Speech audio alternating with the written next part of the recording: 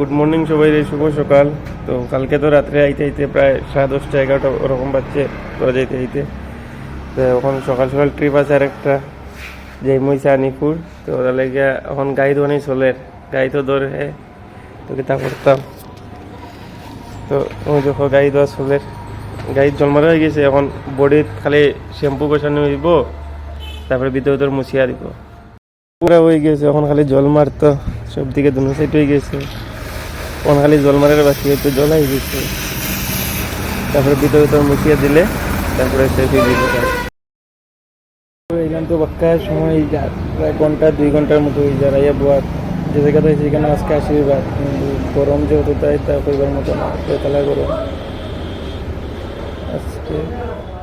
গাড়ি রাখা, গাড়ির চলে পর্যন্ত ছাগল ঢুকে তত গরম, আর গাড়ির তো কই আলাদা নেই। 2 গাড়ি হয়েছে, একটা হয়েছে ইনোভা আর একটা হয়েছে ওয়াগনার। আমরা 2 গাড়ি হয়েছি, তো দেখতে তো আরও লেট লাগবো, কিন্তু গরম বেদলা রুইদের হিট আজকে।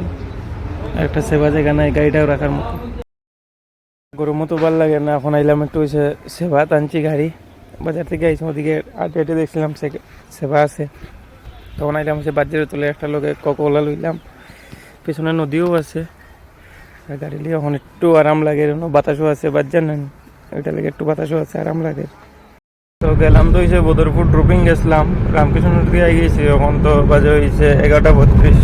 তো 10:45 বেরিয়েছিলাম বদরপুর ড্রপিং। তো এখন বদরপুর দিয়ে বেরিয়ে আই গেছি, পার্টির নামায় দিয়ে আই গেছি। এখন মগইবাঙ্গা টাইম ক্রস করে গেছি, বাঙ্গা ঢুকেছিলাম।